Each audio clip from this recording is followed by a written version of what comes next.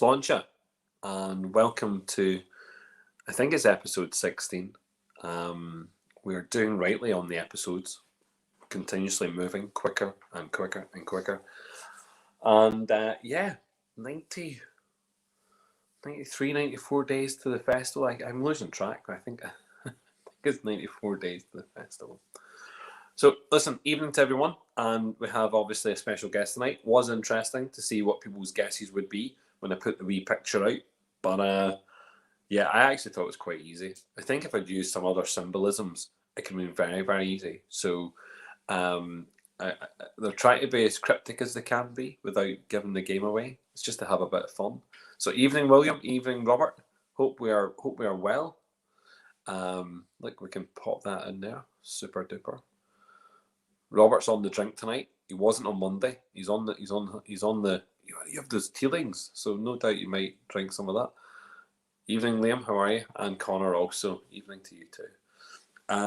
Look, I'm excited for tonight's guest, obviously, but I'm going to have a wee dram before he comes on. So I'm going to have a rum cask. Cadenhead, Deanston's 11 years old, cast strength. Yep, comes in at 58%. This, my friends, is definitely worth drinking. We had it for our tasting last Thursday for the club. Yep. Well worth a little sip. So yeah. Sure, why not, eh? Don't want to ruin the palate. So yeah, so rum casking here. Lovely. Evening, Stacey. How are we? Keeping well? And Alan, yes, good. James, hi. Tommy, excellent. Always start with a cast strength, Liam. Always start with cast strength. So yeah, so look, our guest tonight, Daithi O'Connell of the famed WD O'Connell. And we're going to bring him in. If he's got his thumbs up, he can let me know that he's ready. He's willing to come in. That's an important thing. Super. Well, how's it going? Sláinte, sir. Sláinte. Huh? Nice things. What about you? I have some of your whiskey here, but I'm actually just drinking some Scotch. 11-year-old. Very good. Deanston, independent bottling. So, I'm having a smoky cokey. A smoky cokey. Bill Phil Madagascar Cola. Boom. That's not a bad shout. So cane Coca-Cola, yes. Yeah. Cane sugar, love it. Yeah, it's pretty tasty. Love it, lovely. Robert's saying he's on the Bill Phil cast strength. Fair play, all good. Good stuff, Robert. There's no other way to do it. I will move on to the Bill Phil in a wee while. We'll move on to that. 100%. Sure, why not? Oh my God, I see a dumbbell. Look at that. Smash that. Throw it off the ground. Break it, Dave. I got to be representing me brothers up north, you know. Here, you've turned one of your bottles into a lamp. Well, yeah, that was organised. Actually, Michael Cameron organised that for me. I paid for it, but a chap called Cullum, his surname escapes me. Somebody will pop it up. He does a thing called Lamped, and it's pretty cool, isn't it? It's pretty. Do you know? It actually looks quite cool with all those bottles. Like it looks the part. Like it looks like it's meant to be there. Yeah. Super. Look, Daithi, thank you very much for coming on Sláinte. Sláinte is all about saying thank you very much for getting involved in the festival last year. And again, also saying thanks because you want to be involved this year, which is absolutely super. Oh, yeah. Can't wait. So really, really kind of you. I'm glad you enjoyed my little teaser to find out who was on tonight. I didn't use the WD-40. We stayed away from that bollocks. You know what I mean? We went for something a little bit more obscure. Actually, yeah, it was good.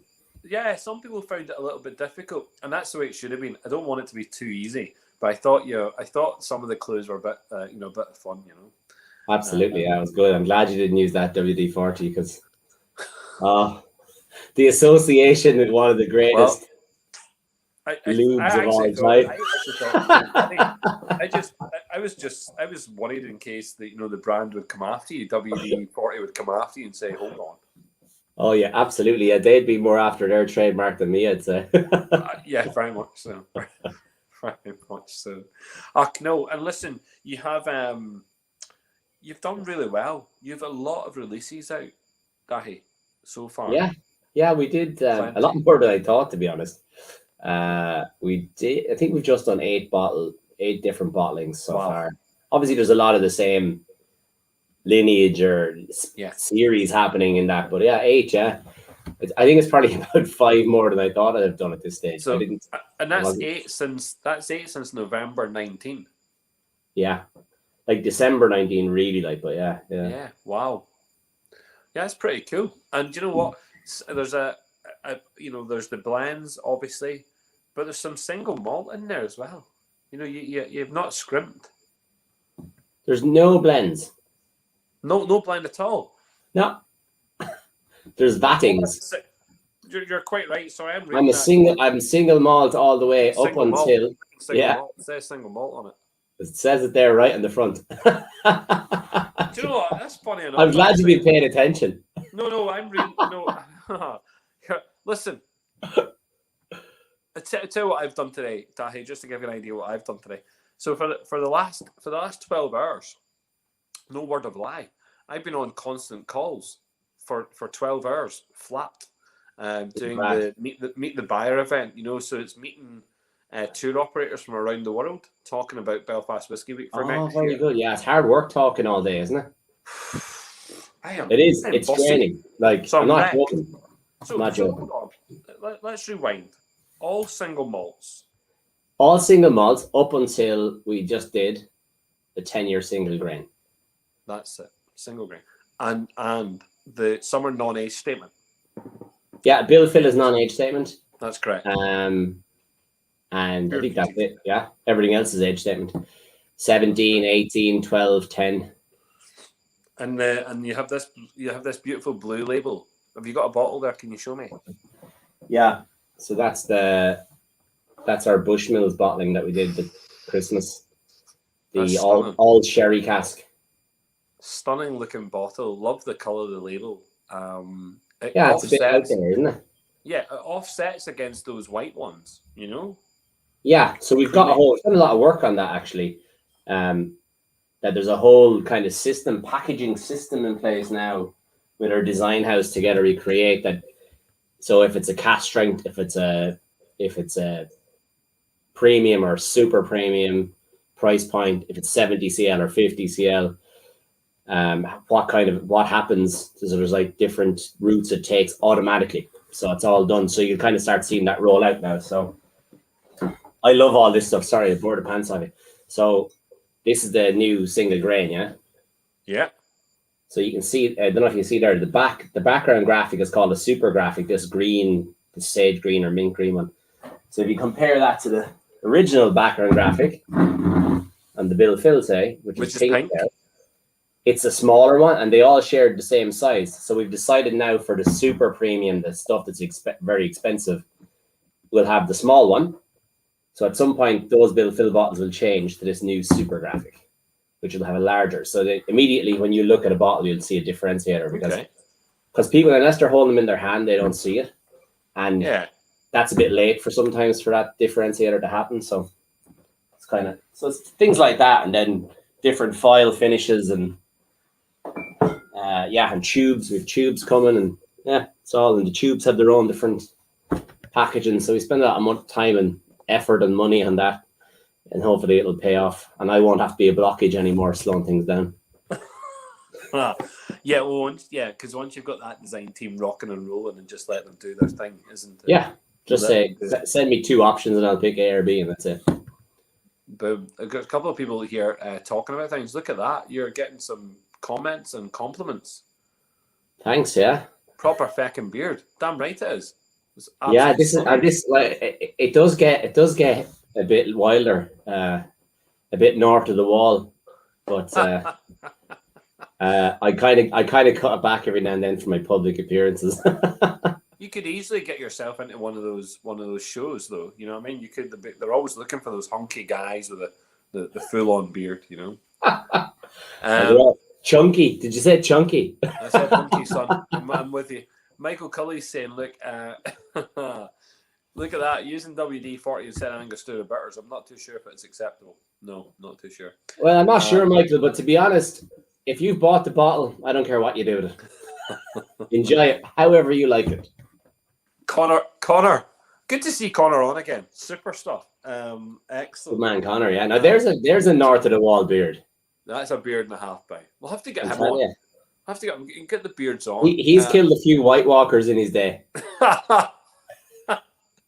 So yeah, he's now on the smoky cokey. He's away for it.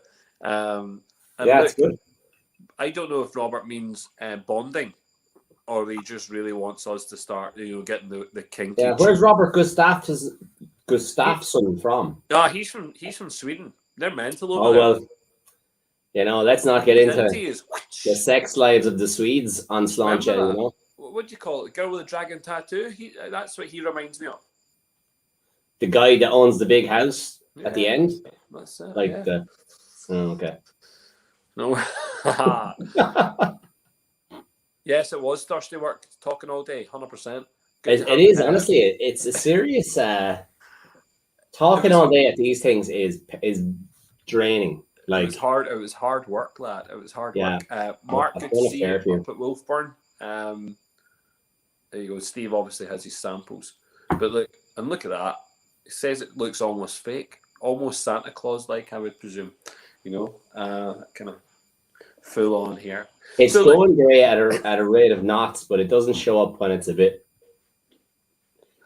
brushed in. But if I brush it out, it's all Roy Keane. You don't remember Roy Keane when he was doing his beard? You're into football. Keane beard, the Roy Keane. Roy Keane, the piebald effect. He tell you what, I don't know if he's scarier with or without a beard. I think he's more scary with the beard because at that point you cannot definitely not see any smiles. No, the beard hides a lot. It's a bit like a COVID mask, It's don't backtrack now, Robert. Look, he's backtracking. Yeah. And evening, Peter. Good to see you. So look, we have plenty in the range. Tonight, I only have the one in front of me.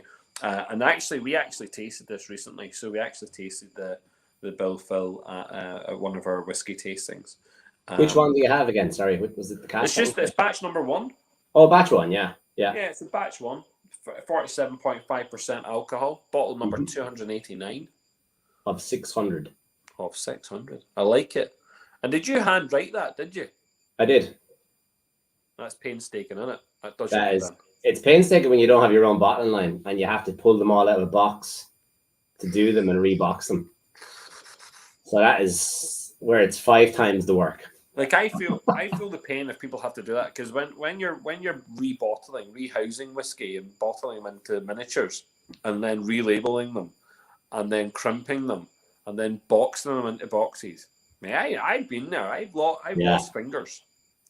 I've lost days because of it as well. You're just kind of like, yeah.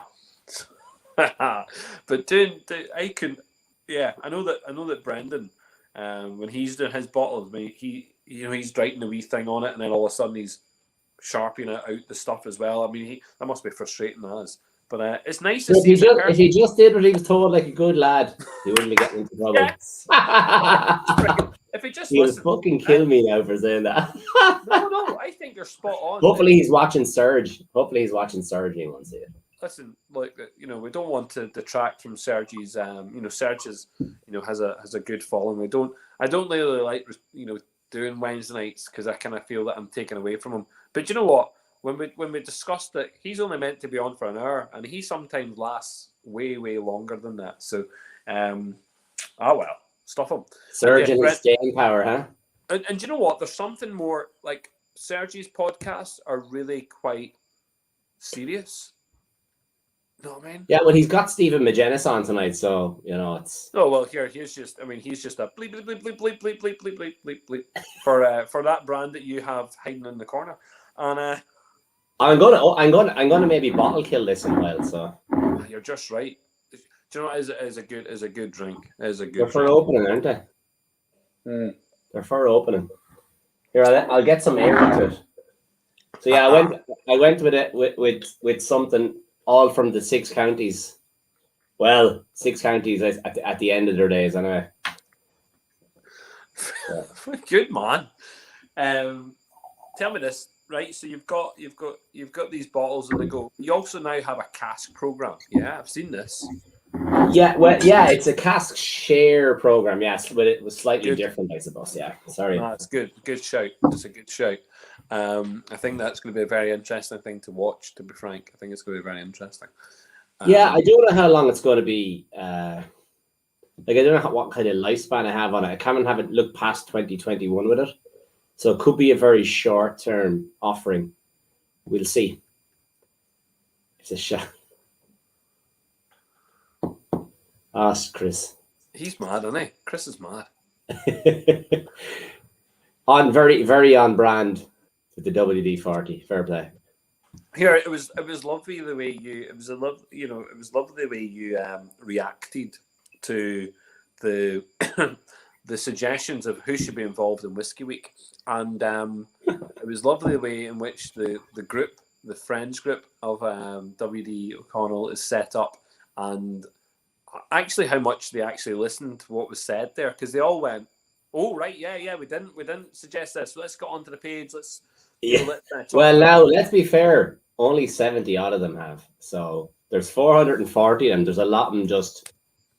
We might have to bring in the cull. The cull now. The cull that's trademark. You can't be talking about the cull. The cull belongs to no. But you know, it's. Do you know what? I think it's an interesting thing about Facebook and social media and stuff. You know what sets people apart is people who are purchasing the bottles. And the people who are purchasing the bottles, opening them and drinking them, isn't it? That's what it's all about. You know, we can have we can have 1,000 people follow whatever it is that we're talking about. But if only 10 of them are purchasing the bottles, well, it's those 10 people that are the hardcore fans, the real people, the people who want it. And actually, here the cull is real. The cull actually really works, because we had a fella on the Cologne cult page who decided that he would sell off his potchin. Yeah, silly boy. Silly boy. So, we gave him the option. Everyone was given the option, come and buy the Cologne potchin, and we'll make it available to cult members first. And a couple of weeks later, this boy's selling it. And we're like, oh, not just selling it at the price he bought it for, but at the price it went for an auction. And we were just I don't even look at auction prices anymore. So listen, the boy just got. Yeah, that was the end of him. Yeah, because exit stage left. Gone. Bye bye.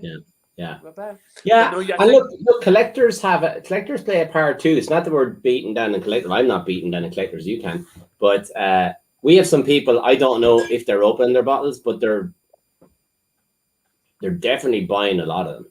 So yes, they're buying them. And I think, look, but I do get a feeling we have a kind of a good blend of people who are buying them, collecting and drinking. Like there's some lads there have bought 20, 30 bottles and they're emptying them regularly. Like, no, I think luckily, I mean, if we were 10 years from now and it was at that point and we were still talking about, some people just purchasing for purchasing's sake, I'd have an issue. But I think at the moment, Irish whiskey is such a young category and a young body of collecting that it needs that just now. It needs that because actually it's got a long way to become anything close to what Scottish whiskey is in that side and that respect of the industry. Because actually, we've lived for so long with 3 distilleries, 4 distilleries, and now we've got a plethora of distilleries, and we've got bonders, we've got and we've got bottlers, and it's game changing stuff, and yet we're small quantities. So there's 600 bottles. No, that's nothing, son. That's nothing. I mean, no offense, but don't get me wrong. Some little province in China, if they like to taste the bill fill, well, I'm sorry, your 600 bottles have just been bought by a village. And there's the issue. Do you know what I mean? One bar in Shanghai takes 600 bottles of bill fill for the year.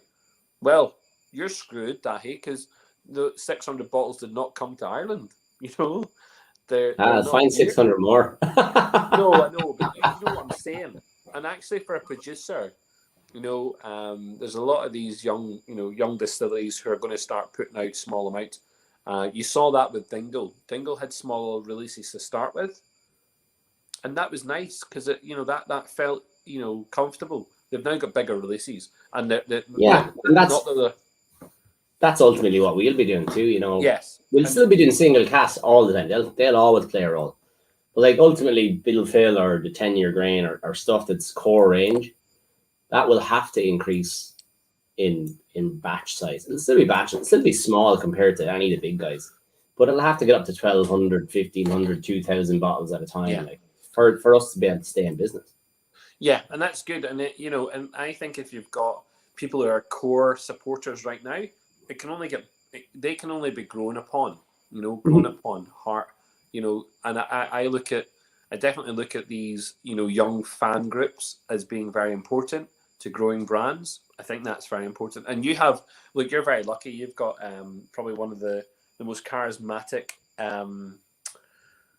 brand ambassadors in Ireland, doing some work with you. So you're very lucky. You also have, but like, to be fair, he's not getting paid for it. No, I know, but that's what I'm saying. So, but he's very charismatic. Yeah, it's great. Like himself, like we've got great support, from Chris day Hennessy one as well. Jesus Christ, is that not Michael, like that's a lapdog of W. Con? He is like, loyal to the core. Chris and Michael and like all the guys, the influencers online, whatever. They've all been really supportive. So, but look, I guess it's just testament to as well. We're putting out good stuff, like, and that's mightn't be for everybody. It might be for everybody's wallet. Might be for everybody's taste buds with this peated single malt, but it's good, and. It is, and I'm gonna drink some Bill Phil batch one right now because, quite frankly, I just had the end of the. See, it was the end of a cask drain actually because it's full of char. That's marketing right there. If I was a cologne now, that's marketing. The char. Here, if that was cologne, someone would have bit your hand off to lick the char. I have a bottle of cologne and I'm going to open seal break tonight. Shut up. Yeah. Shut up. Seal break. Mad. You're mad in the head. I know. Imagine opening bottles of whiskey. How dare you open a bottle of cologne? That's like, that's sacrilege, people. I've got a good few. I've got 5 or 6 there, all opened.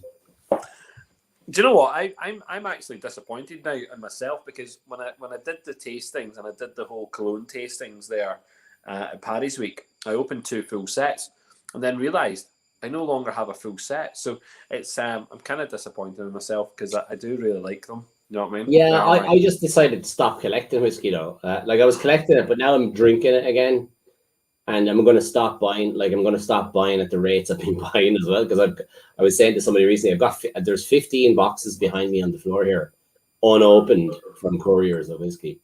Like, and I don't know, and there's shelves here, corner over there, and then I've got casks of whiskey lying all over the place in different countries as well. So I better stop, supporting Middleton and all these boys and Brendan putting all these lads putting their kids through school in future. Look after me own. We've got some lovely comments here, so I'm just going to pick these up. So Andrew Edward is glad he's off today, so he can catch this show. That's good. So Andrew's based over in the States. Excellent to see Andrew. Connor picked up batch 1, number 244. Good on you, son. Good man. Batch 1's Brendan Power's favourite. Brendan Power's a madman. He has a lot of O'Connell whiskey. Yeah. Hope his wife isn't listening. MP Moho says that we're talking about Sergio's show there, showing with Stephen, but I switch you anyway. Good lad. Thank you. And Stacey says, look, husband's totally obsessed with Bill Phil. And he has the cash strength, and we always have a couple of bottles of Bill Phil. Look, that's good. Yeah, every time he goes to great supporters there, Stacey and her husband. And hopefully we'll be in the States soon. I've been delaying the States because we're waiting on our tubes, because when we hit the shelves in the States, we want to be hitting it with hitting it with our best foot forward. So, well, do you know what? I mean, I'd say it was supposed to be March. I'd say we'll be there by June if the tubes arrive anytime soon. So, there's a positive comment there from Robert. I mean, the Swede is back on the crack, and he's talking about the cash strength kicks many or most Islay whiskies. That's a big statement to make. Yeah, I'm not sure Paul would agree with you there, but I'll be honest. I think these. I mean, even this Sláinte. batch one here. To be honest, is a absolutely belter of an introduction to peated Irish whiskies. I think it's just great. And I again, would I put this over a Connemara? Yeah, quite possibly, yeah. All day long, come on. Yeah. Yeah, well, I think... Of course I'm going to say that. Connemara is great. Daithi, to be honest, there's two Connemara's I absolutely adore. So I love the old Turf Moor. Yeah. I think it's unreal. That's the original cask strength Turf Moor. And also, have you come across the Sherry Cask Edition? I've never had it. Son, the Sherry Cask Edition is stunning. Is that all sherry? Is that all sherry? I think it might have been. It's sherry finished. Finished. I think all sherry will be a bit. I don't know. Yeah, I think it's sherry finished. But you know what? I mean, I'll have to try and get some. This is well, I think they're very tough to come across. I think the last time I bought a bottle, I bought it for about 200 quid. Do you know what I mean? But I think I will send me down a sample, so that's fine. You want a sample? That's yeah. That's better. I like that. Of course, I'd send you a sample, no bother at all. But yeah, I think they're. This is lovely. I mean, this is just. I mean, I could just drink this continuously, and it is one of those one. But that's the idea behind it. That it's approachable and it can appeal to the novice peat drinker. And it's going to be for. It's going to have to be for people to get into peated whiskey. They're going to have approachable whiskies to get them there. Mm-hmm. I think your man Barry Chandler, is he starting to come round yet? Has he got? I don't know. He probably is. I suppose he has the Black Pits on this weekend, and yeah. Oh, there you go. Yeah. Okay. He's got. Which again is another nice single malt. Again, slight variation on that, and obviously with the Sauterne cask. And the blended stuff that's out there is good, the boys are doing in 2 Stacks and Slieve League, and with the smaller percentages of peat in there. So it's not for everybody. It's just not. It's like any whiskey is not for everybody, No, but it definitely is a nod certainly to. I think where Ireland needs to be. I think it needs to have a larger percentage of peated whiskey available to the Irish whiskey drinker. Yeah, my whole approach on it was, if we're going to try and take market share from Scotch and from Canada and from bourbon and Japan and from other Irish whiskey brands, we need to be speaking to whiskey lovers all over the world. Whiskey, whether it's whiskey with no E or whiskey with an E, and if we could, it's a much easier conversation for us to be an independent bottler, for example. People know what an independent bottler is overnight. They're renowned all over the world from Scotch drinkers. So that's why, it's another reason I chose independent bottler. And as a tagline, I guess, and the same, and a peated one is another one. And single malt as well. It's just something that is there's no education needed for a lot of drinkers already, the existing marketplace. So when we get into these other markets, hopefully that will pay off some dividends. No, I think Connor's asking a good question. Do you expect much batch in the core bottling? Connor, if you just picked up batch 1, I think it was. Batch 2 is different in the sense that it was the first batting of 2 different distillate years. So again, it was the same cask style from the same distillery in the US, and it was just with a blend of a 5-year-old and a 4-year-old essentially, vatted together, and it's very different. It's a bit more herbaceous and grassy. Again, for me, you can see it's developing and maturing. The youth is starting to leave it a little, so then you should see the continued progression of it, and hopefully we'll find some sort of age statement or non-age statement blend, whether it's a mix of casts from 3 years to 5 years to 7 years to 8 years, all blended together at some point or vatted together, and we'll find the sweet spot. But they'll always be different because it'll just be batch selected, and different markets will require different quantities, and I suppose more akin to vineyards, and each year it'll vary. So good. I think that's a good answer. I think that's a good answer. Connor's talking about the Bill Phil. He's going to drink that after he drinks a good big fan of Glendronach. Well, I was up until recently, anyway. I think there's a lot. Do you know what? There's a lot of people lost. Actually, Glendronach lost a lot of fans when they allowed Donald Trump to have a bottle for his golf courses. Yeah. And then all of a sudden, you know, he signed off a couple of bottles, and then he became president, and then everyone was like, you know, they actually gained a shitload of, you know, supporters out of nowhere because, you know, Trump came off and slagged off. I think did he slag off Glenlivet or Glenfiddich? Probably Glenfiddich, which is one of the largest selling single. It's the largest selling single malt in the world. So he came out and said that Glenfiddich is poo poo or whatever he said, you know, and all of a sudden, you know, they're like, he likes Glendronach, and there was a shift in people who started. Yeah, I wasn't referring to that actually. Yeah, I was just referring to the recent Pulava where they pulled didn't they pull a European Super League jobby on it? They've decided they're not going to chill filter and really. Yeah. Wow. Do you know? It's yeah. I'll have to look into that. I didn't know that. Oh my god. Yeah, there's a bit of messing about. You're talking about the football. That was madness the other day. Like, look, what a disaster! Like these guys would organize a piss up in a brewery. They're billionaires and all that, but like. But you know, I think it was just worded wrongly. I think if they said, "Listen, you know, we just want to have a bit of a football tournament between ourselves. We'll do it during the season. We're not going to mess about with the seasons. We're just going to do it. We're going to have a bit of crack. It's a one-off competition every year."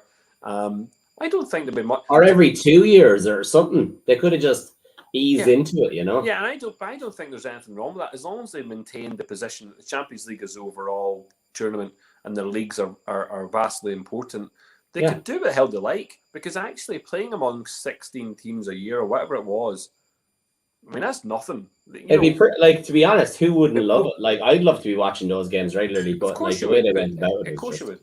You'd want to see, no offense, like, and they were missing a trick because I heard they snubbed the likes of Celtic and Rangers. You'd be missing a trick there because you want your fan bases to be huge. Celtic and Rangers fan bases are far bigger than Chelsea and Tottenham's. That's a fact. Globally. Oh, why? Globally. Yeah. Celtic's fan base sits the fourth highest in Europe at the moment. You know, so yeah, like Ajax would have a huge fan base. Say again? Ajax weren't involved either, were they? Ajax, no. A huge fan base. You know, it was a couple of it was just two big Spanish teams. The Germans didn't get involved either, did they? No, I think it was a couple of Italians and a couple of Spanish teams, and then six from the UK. Yeah. Well, actually, I think it was supposed to be 8 from the UK. There was meant to be an R2 teams from the UK. I think were supposed to get involved, and then they didn't even put their names into the hat. I think. Yeah. Anyway. I don't watch. I watch very little football these days. Back when I was a long day, a young lad, I used to be just mad. I used to be mad into Ajax actually, and Bayern Munich, and I had a team in every country, and I used to watch so much soccer, football, whatever. And you're getting some commentary tonight. People are obviously maybe Brendan Grace. Jesus, there's. But there you go. He says it's the first time he's ever heard you speak. You know. There you go. And I feel like I never shut up on some of these things. I'd be like, who's the 3 people listening tonight? There you go. Jamie Cotter says you're now Dave from Dingle because he got rid of his hair, so you can just fill in from. Well, we all can't be as Instagrammable as Jamie now, can we? You know, he's so gorgeous, isn't he? Isn't he just a hunk? A hunk. Look at that beautiful couple. Do you know what? Yeah, and look. They actually look they're in some like really plush place, but it's really just back hole of England somewhere. Well, it's probably a green screen. He's the master of deception. The Jamie on his holidays with his green screen locked up in his attic. No, he's going to come out all guns blazing now. So people are saying your sherry cask edition is phenomenal. The 12-year-old sherry series, yes. This is good. Yeah, that's the 12-year-old from Bushmills. Yeah. Yeah, you're getting some good compliments here. You know, this is. Thank you. Good. Very, very glad to hear that. My husband hasn't touched his bottle of Connemara since he tried Bill Phil. Wow, there's a compliment. There you go. Bill Phil's way more balanced. A man of class and taste, you know. Get a haircut.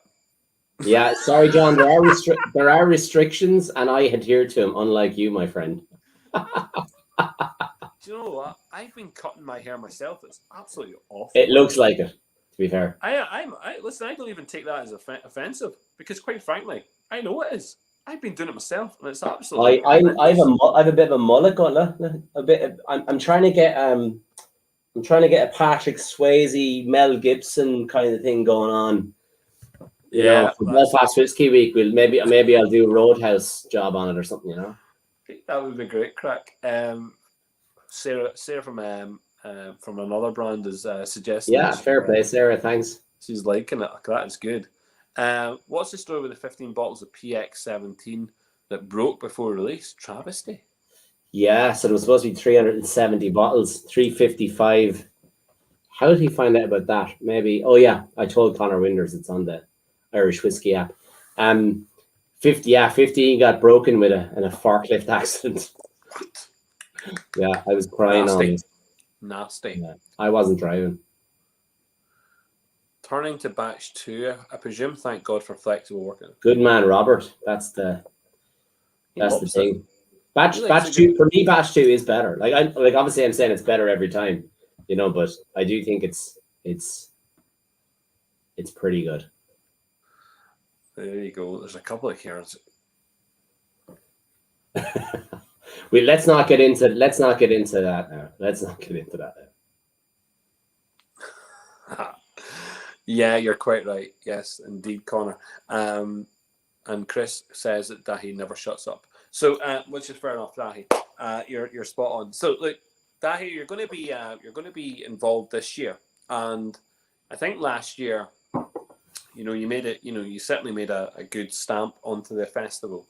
This year, you're wanting to, you know, push the boat out, I think, a little bit, you know, but you've got a core group, I think, you know, of people who want to see the product. And I think having all those meetings I had today, which was really interesting, and yesterday for the exact same length of time, a lot of the tour operators I was talking to, you know, where we have people for the festival, you know, 50% of our participants last year were from around the world. They weren't from Ireland.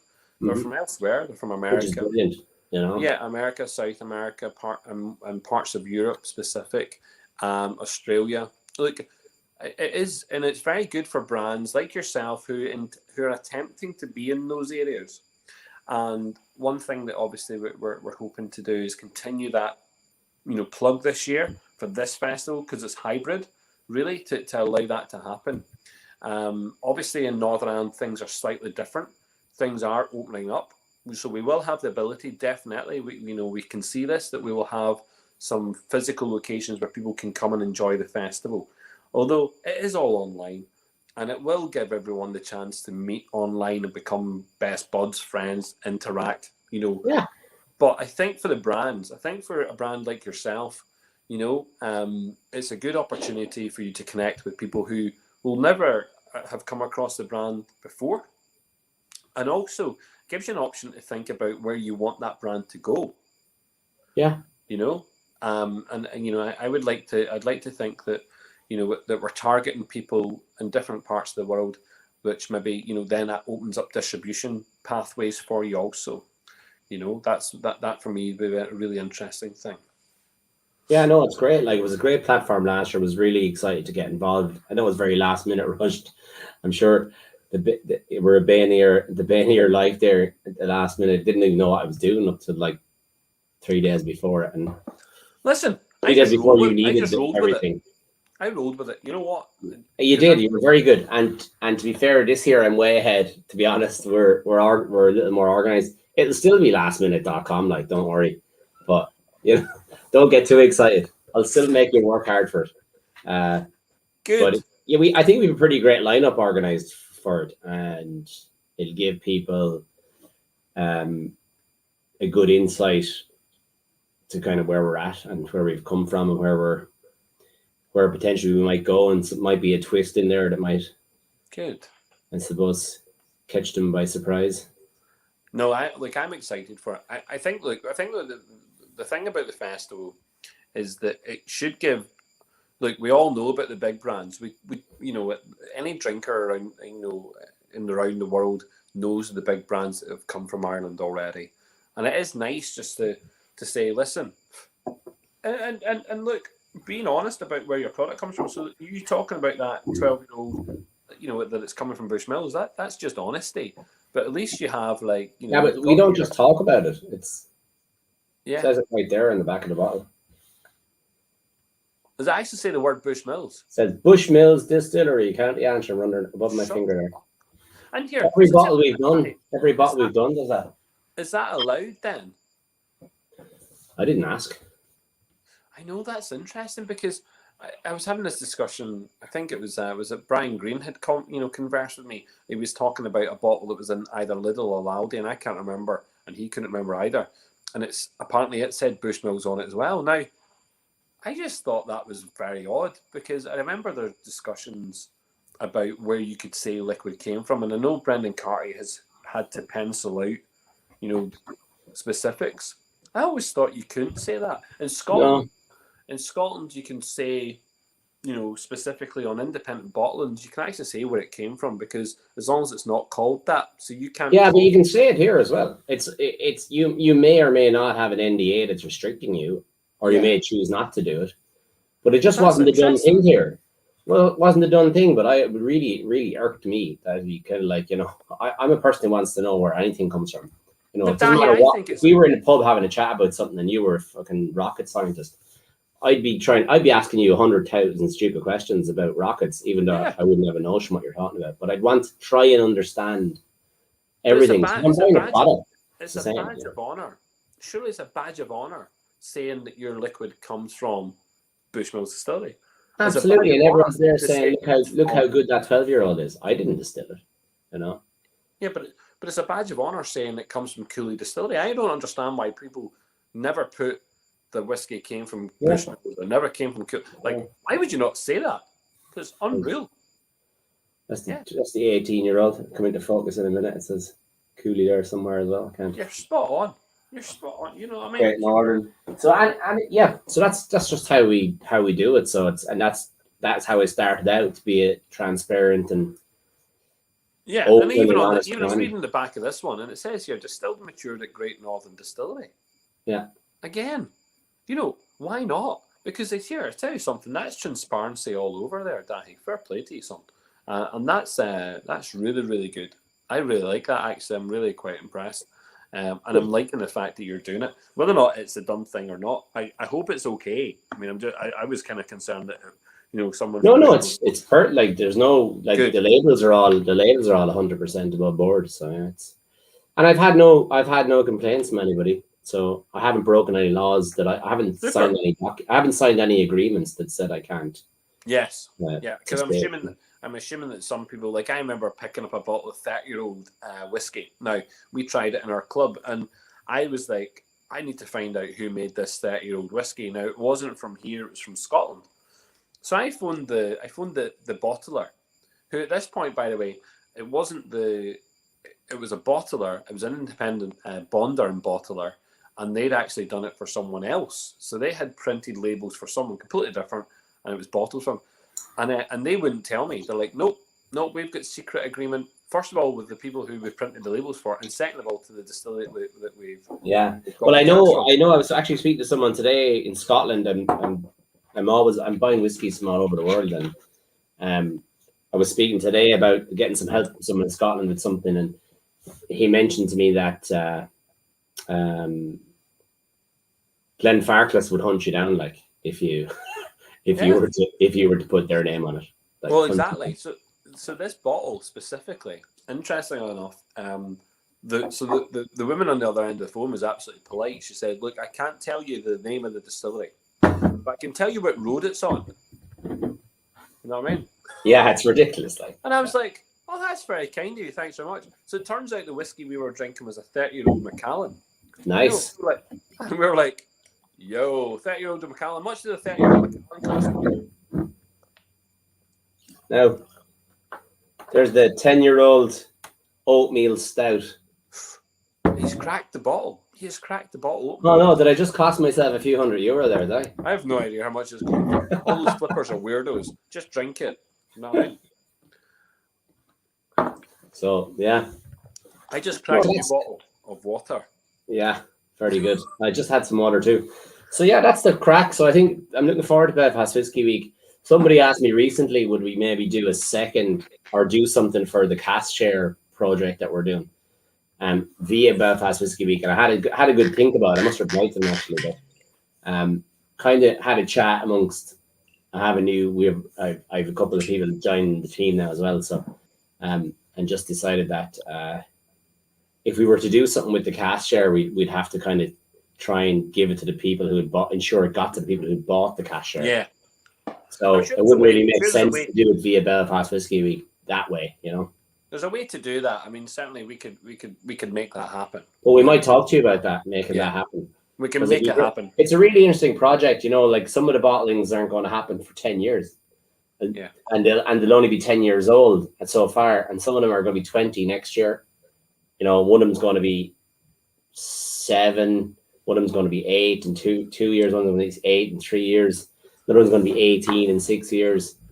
So we're going to try and have one at least for every year for the next 10 years, so that if somebody does buy the set this year and we never do another set, they'll have a whiskey to look forward to every year for 10 years. So wow. Yeah, like there's a Scotch cask in there from Milton Duff, like a little known distillery. Yeah. But makes the biggest, one of the biggest blends in the world, like, you know, and it's a really good cask. Like the Milton Duff single malt's really nice. We've had that recently again within the club. We had a rum finished Milton Duff, again lovely. You know, there's a lot of distilleries out there that go under the radar, just like there would be here in Ireland, no doubt. In Scotland, there's a hell of a lot because you have your diehard, you know, brands that people like. Macallan, Glenfarclas, Glenavon, and Bricklady. They just, and then there's so many that are like, I've never heard of that. Why have you not heard of it? So we've done and within the whiskey club this year, we've done A to Z of whiskey distilleries in Scotland. So we've done A to Z already. We're now on A to Z again. So we're going back through the list. Jesus, that was quick. I was on it when you were starting that out. I was on you invited me on as a guest one night just to enjoy and have a drink. Well, it was great crack. It's been great fun. Your heart. I'll tell you one thing: tough scoring. Whew. If people thought Phil from Causeway Coast was tough, Jesus, like these guys in that, and they are hard. They're tough. Do you know what we pulled out some? In fact, I have it here on screen. Right, 2 seconds. We pulled out some scores because people were. I don't know if you noticed when we were on. If you tuned in on Monday night, I had 2 guests on Monday night. I had Matt Healy from Boan, and I had Peter from Belgrove down in Australia. Oh, very good. Peter Bignell. And so we ended up, I had 2 sessions on. I had a 8:30 session, then I had a 10:30 session. I did 2 sessions. And I brought up the 7-year-old Whistler as a conversation. And Matt said to me, "Oh, here, I know we're sold out, and I know that we've discontinued it, but we actually came across a couple of boxes and we put them into the, you know, they're on the shop." I was like, "Listen, here, no offense, 7-year-old cast strength whiskey, buy, go and buy it. Just buy as much of it as you can." And everyone was like, you know, what shite are you talking? And I says, "No, listen, we pitched this against a 32-year-old Dream Cask and a 25-year-old Friend at Hand Redbreast and a couple other bottles." So guys within our chat today were like, "Here, where's the scores? Because we record all of our scores, obviously. So this was back in 2019 at Belfast Whisky Week, physical in Belfast. We had a Glenmorangie 10-year-old, a Redbreast 12-year-old, which I think was cask strength. I don't know if it's not written there. A Jack Daniel's single cask, Whistler cask strength 7, the friend at hand 20. It's a great drink, that Whistler 7. 25-year-old, and the Redbreast 32. These are the scores, right? So that on average, the Glenmorangie got 5.2 out of 10. Redbreast got 6.6. The Jack Daniel's got 3.8. Yeah. The Redbreast friend at hand got 7.3. Right. The Redbreast Dreamcast got 7.5. But amongst club members, the Whistler won at 7.7. Jesus. Now, overall, when it came across, because there was other people in that tasting who were not club members, the overall scores were actually friend at hand 8.4. Dreamcast was 8.3, and the Whistler was 7.6. But our club scored it higher. So club members scored it higher than the other two. I don't even want to know what you were scoring our stuff. I don't have that to hand, but I had that screenshot.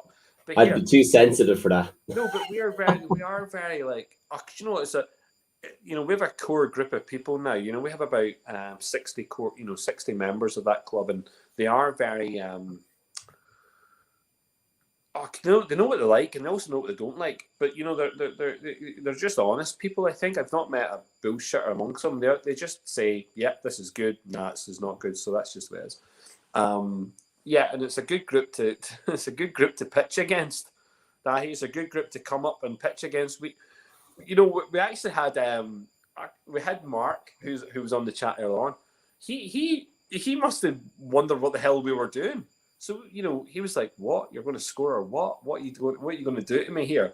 And do you know what? We don't go easy on anyone. Wasn't he on with me that night? Was he on with me? He was. Yeah, he was on with. He was. Yeah. We just don't. See, to be honest, we just want to have a bit of crack. We're not letting we don't normally get freebies handed to us either. So it's a case of when we've got something coming to us, we're going to do the exact same what we do to all the other whiskies. It's great. It was great. I really enjoyed it. I just wish I could do more of these events, but with the small kids, it's really curtailed my whiskey drinking. I can totally understand that. You've got so many comments coming through. I don't want to finish without getting through some of them. So look, Jamie does Photoshop everything. It's all green screen. Apparently, Stacey dropped off a 12-year-old sample with Brian. Okay, there you go. The bill fills open. Forgot just how good it is, Connor says. Super. All joking aside, Daithi and WD are one of those that have absolutely shone throughout lockdown, through Twitter, etc. There you go. Lots of goodwill banked. Cheers, Kenny. That'll go far. Super. I want to see Daithi and Brendan in a debate almost about anything. Brendan would destroy me. That man is he militant. I'm just a dumb schmuck, Brendan's a very, very articulate individual. There's the unofficial poster boy. What's a pub? And no one's pulled him up. Yes, you're quite right. Don't keep him up too late. He has a couple of long days. Well, Marty's concerned about your well-being. Yeah, Marty knows what he's doing. He's fair play, Marty. Thanks very much. There you go. Daithi, you're too crafty. And there you go. So if you don't know, the opening of Cologne has now just destroyed your profit. Now, there you go. 30-year-old Macallan. I was saying, how much did I pay for the 30-year-old Macallan? I paid £100 for it. Well, I tell you today, I was speaking to someone about some 30-year-old Macallan today, just in conversation, and it was going to cost several multiples of your £100 just to buy it at wholesale per bottle. Yeah, there you go. Several, a lot. Dozens. By the way, I bought 2 bottles. Good thinking. Good thinking. You should have bought 2 casks. I don't have the money for buying casks. I never will have the money for buying casks. I'm not rich. So if I ever have the Kenny, chance, Historic mash bill cask. Yeah, we got that from Boan. So I still don't know which cask it is yet, like, because we have yet to pick it. There you So I'll let you know as soon as I know. But I think they're all sold out, so we won't be getting another one. But we are working on. God love you. Well, you can buy one of my 10. Oh, did you buy 10? Did you? You fucking madman.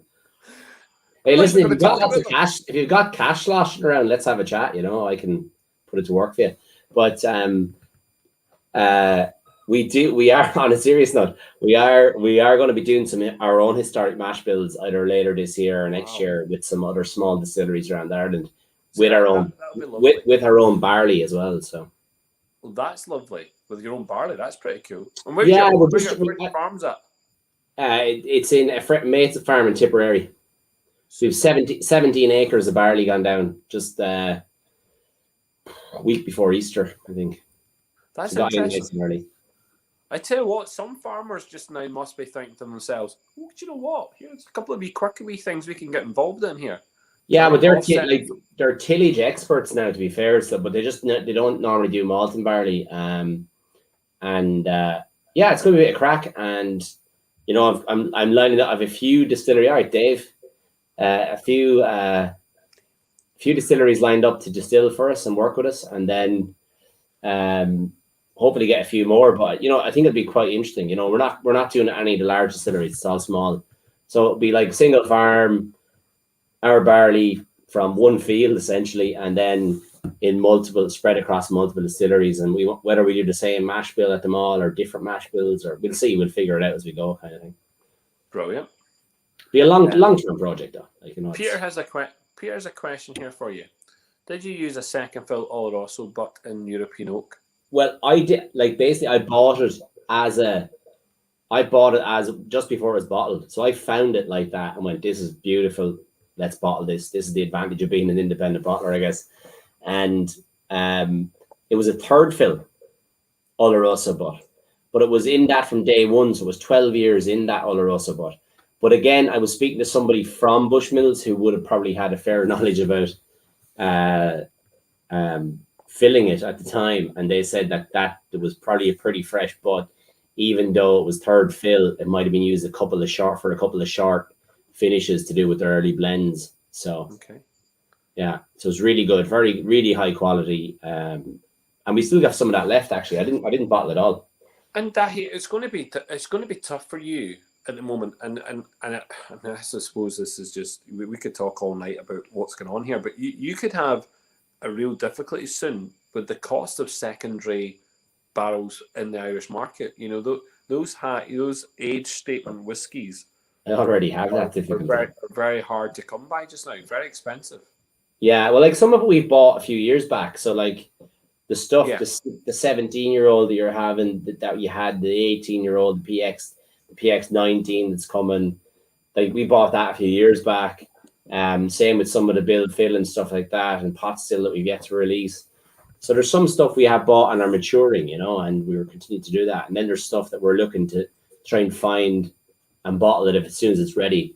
And that's a bit of fun. So it's just kind of trying to find that balance. But ultimately, long term, where we want to get to is that we've just really put down 90% of our whiskey should be stuff that we've put down from new make, and we have decided all along the way. But that's going to be, you know, come back to me when I'm almost retired in 15 years, hopefully. That's 20 really years. good. That's really good, and it's a long-term process. Whiskey, and no matter what way you look at it, whatever way we're thinking about it, is a long-term process. Yeah, so our business model is a blend of the short-term turning around stuff, the beauties, the nuggets that we find like that, but like some stuff that's coming out. Like I was tasting some of our casks the other night. We just bought a new batch of casks a few months back, and I was tasting one of them. And I was like, "Oh my god, this is outstanding!" I was about to vat them all into something else, and then I went, "Oh, that one's staying aside. It's delightful," and I think that's the joy of being as an independent bottler, being agile, and we can do whatever we want, really. Like, you know. I think well, and that's the difference between yourself and a distillery, is that you hopefully you will have the opportunity to put purchasing casks from these distilleries. So hopefully you'll be able to. I'm assuming I'm not going to tell you this is what you're doing, but I'm assuming you'll have a cask of Dingle somewhere, and you will blend that with a cask of potentially, I would love to at some something point. from Bushmills. You you have the potential to do that. Yeah. Whereas at some point, that's what we want to do. Yeah. Yeah. Whereas Bushmills and Dingle probably won't do that. No. That's probably not in their game plan. But you will have the ability to do that. Yeah. Yeah. No, that's it. Like, it can be really interesting. I think one of the problems that I've already noticed and talking to some of the smaller distilleries is that they don't have enough spirit to sell me, even to sell me a cask. And if they want to set, they're like, yeah, sure, look, will you just pay us $5,000 or $6,000 or $7,000 or $8,000 for it, like all our cask club members or whatever. Like, no, I'm a wholesaler of whiskey. I can't afford to pay you. I have to turn this into profit. Like, I'm not somebody on this for a lifestyle, which is great. Like, it's brilliant that they're getting their funding this way, but I can't buy at that. So that's one of the problems we're going to face, that the smaller distilleries just don't have the volume to support me. And that's a problem that I'm going to face long term. That's why I've decided, that I'm going to be doing the contract distilling thing, where I'll create my own new make if I have to, and that will give me the variety I need.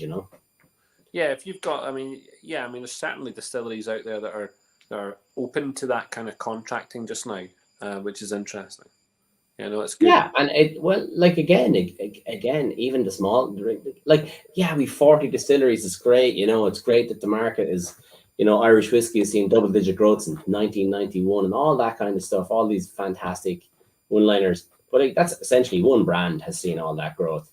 And the rest of us are going to have to work really, really hard. And those distilleries that are open are tiny. The majority of them are just tiny operations that are going to need a contract distiller like West Cork or Great Northern, or to be sourced from Bushmills and Middleton and all of these bigger distilleries that will come on board online eventually. So it's not that there just won't be loads of, like, these small distilleries won't have loads of whiskey lying around. They'll have very little. They'll probably be supporting their own business with source stock, No, true. Listen, last question for the night from Connor. He's saying, what are the plans for foreign bottlings at the moment? When can we expect the first one? Well, if my problem is fixed that I was trying to fix today in Scotland, you might see it at the end of May. But I tell you what you do, if you visit wdoconnell.com, sign up to our mailing list, which if you just land on the webpage, wdoconnell.com, a little pop-up box should open. Fill in your email there, and you will find out first that way. Wow. There you go. And we have a very active group in there. Actually, it's not the biggest mailing list in the world. We wouldn't be selling it to anybody, but it's a pretty active group, and they certainly, they open them and they buy and they support, and it's fantastic. Couldn't be doing all this without all the support. Like, the cash share is brilliant because, it was an idea I had over Christmas and kind of launched it within 2.5 weeks after Christmas, and I didn't know, soft launch, like literally just to our email list and the people on Facebook and stuff. Mm-hmm. And the support is like, they've essentially backed us. Like, it's like crowdfunding. They've said, yeah, cool. Like, we own the cast. Like, don't worry, we have it all. It's all good. But they've said, they've trusted in us. They've said, yeah, I'll give you my money for a year, for 2 years, for 10 years, for 6 years up front. Like, it's brilliant. So thank you to everyone who's done that. And thank you to everyone who supported us, whether they just follow us or keep an eye on us or have bought shares at Mates or through the bars, or whether it was a Belfast Whiskey Week event or whether they bought a full bottle. We appreciate it all. It all helps. So. Oh, excellent. Well, listen here. I'm sure a lot of people will want to see you at the festival. I'm sure that there's ways in which we can get the product out there. I'm looking forward to it also. But thank you for coming on tonight. You're an absolute gent. Pleasure. I really appreciated it. So, Sláinte, thank you very much. Okay. My Belfast Whiskey Week glass, that's the branding has gone off it, the dishwasher. Oh, the dishwasher. The dishwasher. On, yeah, I don't have time for hand washing anymore. Listen, thank you very much. And generally, we'll get speaking soon. And thanks very much. Hey, Paul, yeah, we'll chat soon. Thanks, everybody. Sláinte. Sláinte indeed. Thank you.